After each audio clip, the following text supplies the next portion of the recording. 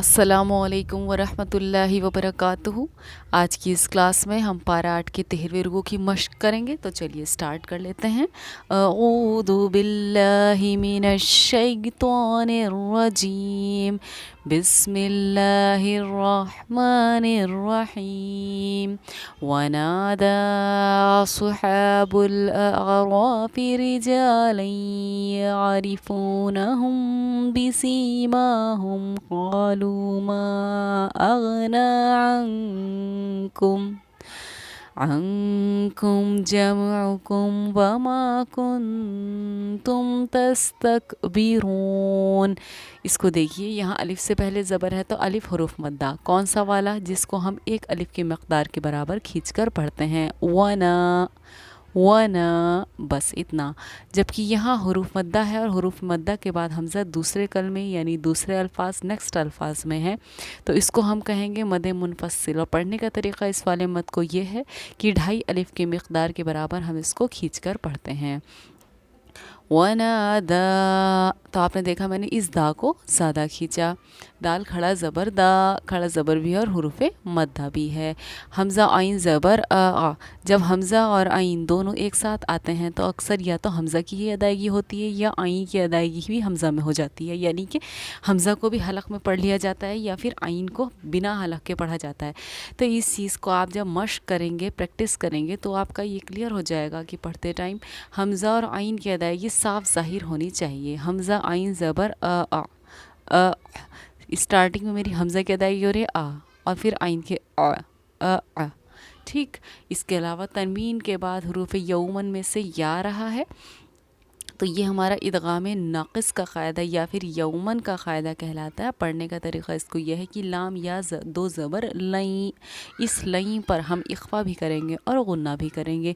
इसको हम इदगाम नाक़िस का क़ायदा कहते हैं या फिर यौमन का क़ायदा कहते हैं। या साकिन से पहले ज़ेर है तो या हुरूफ़ मद्दा, वाव साकिन से पहले पेश है तो वाव हुरूफ़ मद्दा, और अलिफ से पहले ज़बर, या साकिन से पहले ज़ेर, वाव साकिन से पहले पेश, इन तीनों ही हुरूफ़ मद्दा को पढ़ने का तरीक़ा यह है कि सिर्फ़ एक अलिफ की मकदार के बराबर इस आ ई ऊ को हम एक एक अलिफ की मकदार के बराबर सिर्फ खींचते हैं। आगे देखिए, अहाउलाइल्लज़ीना अक़समतुम ला यनालुहुमुल्लाहु बिरहमह उदखुलुल जन्नता ला खौफुन अलैकुम वला अंतुम तहज़नून। इसको देखिए, यहाँ हुरूफ़ मद्दा भी और हमज़ा भी, ये हुरूफ़ मद्दा भी और ये हमज़ा भी, ये हुरूफ़ मद्दा के साथ हमज़ा सेम अल्फाज में हैं, तो इस हुरूफ़ मद्दा को हम कहते हैं मद मुतस्सिल मद, वाजिब, बहमानी, अहम। इसको पढ़ने का तरीक़ा ये है कि 4 अलिफ की मकदार के बराबर हम इसको खींचकर पढ़ते हैं, इसीलिए मैंने इसको ज़्यादा खींचा, पढ़ा अहाउलाई। वहीं मैंने यहाँ पर बिरहमती को पढ़ा बिरहमह, क्यों? क्योंकि गोलता पर जब हम वक़्फ़ करते हैं तो वो हाय साकिना हा बन जाती है। वक़्फ़ मुतलक़ की हमारी यहाँ अलामत है, तो गोलता पर हम वक़्फ़ कर सकते हैं। अगर आपकी जो आपकी आवाज़ है वो एक गोलता से दूसरी गोलता तक ही खींच रही है, तो ये बेहतर है आप गोल टू गोल ही वक़्फ़ कीजिए। लेकिन क्योंकि मैं आपको एक बार फिर ये रिमाइंड कराना चाहती थी कि गोलता पर वक़्फ़ करना हो तो वो हाय साकिना हा बन जाती है, इसीलिए मैंने यहाँ पर बिरहमतिन को पढ़ा बिरहमह बिरहमह। आगे देखिए, वनादा अस्हाबुन नारी अस्हाबल जन्नति अन अफीज़ू अलैना मिनल माई औ मिम्मा रज़क़कुमुल्लाह क़ालू इन्नल्लाह हर्रमहुमा अलल काफ़िरीन। यहाँ देखिए, लफ्ज़ अल्लाह के लाम से पहले क्योंकि पेश था और लफ्ज़ अल्लाह के लाम से पहले ज़बरिया पेश हो, तो लफ्ज़ अल्लाह के लाम को हम पुर यानी कि मोटा पढ़ते हैं, इसलिए हमने पढ़ा है कुमुल्लाह कुमुल्लाह इन्नल्लाह। यहाँ लफ्ज़ अल्लाह के लाम से पहले पेश था, तो यहाँ लफ्ज़ अल्लाह के लाम से पहले ज़बर है। दोनों ही केसेस में हम लफ्ज़ अल्लाह के लाम को पुर यानी कि मोटा पढ़ेंगे। अल्लज़ीना اتخذوا دینہم لہوا ولعبا وغرتہم الحیاۃ الدنیا فالیوم ننساہم کما نسوا لقاء یومہم ھذا وما. اب آپ نے یہاں دیکھا کہ لام الف کی علامت ہے، لیکن میں نے یہاں وقف نہیں کیا، جبکہ یہاں بنا وقف کی علامت کے وقف کیا. تو دیکھیے جب عبارت کے درمیان لام الف ہو، عبارت کے درمیان کیا ہوتا ہے؟ جب لام الف اکیلا ہو.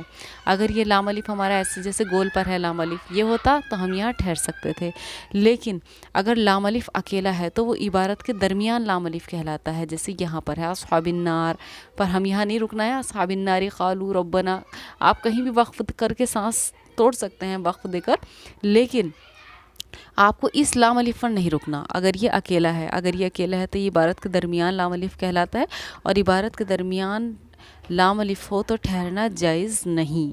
جب ہم اپنے وقف کرنے کے قاعدے پڑھتے ہیں، سیکھتے ہیں، تو یہ بات ہمیں خاص کر بتائی جاتی ہے کہ اگر یہ لام الف اکیلا ہے تو اس پر ٹھہرنا جائز نہیں.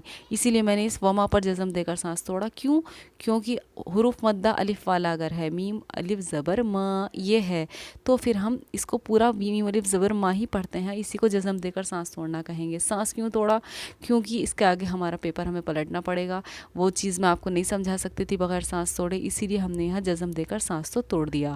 لیکن جب ہم بنا وقف کی علامت کے وقف کریں گے تو پھر اس الفاظ کو دوبارہ ملا کر پڑھیں گے، یعنی پیچھے سے ملا کر پڑھنا ہم اس کو کہتے ہیں.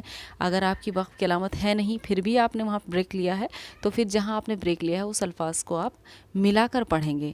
یہ ہے وہ طریقہ جہاں آپ بنا وقف کی علامت کے وقف کر سکتے ہیں. کیونکہ میں ہاذا پر وقف نہیں کر سکتی تھی، اسی لیے میں نے یہاں وما پر وقف کیا، کیونکہ یہاں مجھے پیج پلٹنا ہے. تو اس چیز کا آپ بڑا دھیان رکھیے گا، لام الف پر ٹھہرنا بالکل جائز نہیں، اس سے اگلے پر بھلے ہی آپ ٹھہر جائیں. اور ٹھہرنے کا طریقہ کیا ہے کہ اب ہم جب دوبارہ پڑھیں گے تو اس وما کو دوبارہ ہمیں پڑھنا ہے. وَمَا كَانُوا بِآيَاتِنَا يَجْحَدُونَ. یہاں جیم پر جزم سکون ہے، اور جب قاف طا با جیم اور دال ان پر جزم سکون ہوتا ہے تو یہاں ہمارا قلقلے کا قاعدہ جاری ہوتا ہے، کیونکہ جیم ہمارا حروف قلقلہ میں سے ہے.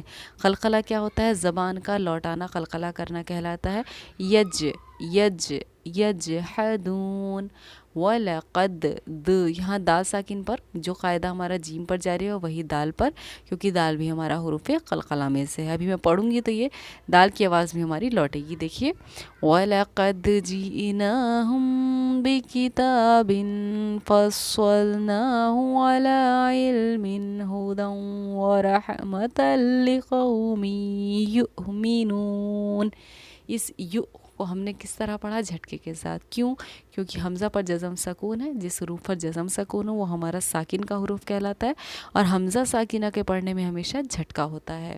اس لیے میں نے اس کو پڑھا یؤمنون. هل ينظرون إلا تأویلہ. جو اس حمزہ ساکن پر تھا وہی یہاں ہے. الف ہمیشہ خالی ہوتا ہے، جو الف خالی نہ ہو وہ حمزہ ہے. یہ الف خالی ہے نہیں، یہ حمزہ ہے. جزم سکون ہے تو یہ حمزہ ساکنہ بنا، تو اس لیے ہم نے اس کو پڑھا حمزہ ساکنہ کے، کیونکہ پڑھنے میں جھٹکا ہوتا ہے، اسی لیے ہم نے اس کو پڑھا تأویلہ. یوم یأتی تأویلہ یقول الذین نسوہ من قبل قد جاءت رسل ربنا بالحق. اس قاف پر، اس دا ساکن پر قلقلے کا قاعدہ جاری ہو رہا ہے، آواز ہماری لوٹے گی. آواز کا لوٹنا ہی ہمارا قلقلہ کرنا کہلاتا ہے. قبلو کی با ساکن پر آواز لوٹے گی، حق کے قاف پر ہماری آواز لوٹے گی. فَهَلْ لَنَا مِن شُفَعَاءَ فَيَشْفَعُوا لَنَا أَوْ نُرَدُّ فَنَعْمَلَ غَيْرَ الَّذِي كُنَّا نَعْمَلُ قَدْ خَسِرُوا أَنفُسَهُمْ وَضَلَّ عَنْهُمْ مَا كَانُوا يَفْتَرُونَ. یہاں نون ساکن کے بعد حروف اخفا میں سے کیونکہ فا رہا ہے، اس لیے ہم نے اس نون ساکن پر کیا کیا؟ اخفا کیا. آواز کا یہ ٹھہراؤ انفسہم یہ ہمارا اخفا کرنا کہلاتا ہے.